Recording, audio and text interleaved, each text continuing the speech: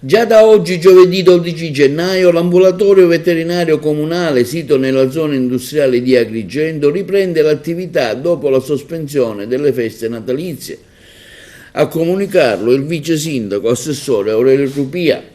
La novità è che l'ambulatorio sarà aperto 2 volte alla settimana, il giovedì e il venerdì dalle ore 9 alle ore 13 e quindi i veterinari dell'ASP riprenderanno gli interventi di sterilizzazione e microcippatura gratuita dei cani vaganti al momento presenti nel canile di Siculiana convenzionato con il comune di Agrigento. Relativamente ai gatti vaganti, alla sterilizzazione, a microcippatura e al riconoscimento di una colonia fenila, le richieste devono essere inviate al comune di Agrigento, ufficio sanità ed ecologia, all'indirizzo ufficio sanità ecologia@comune.agrigento.it o protocollare brevi mano.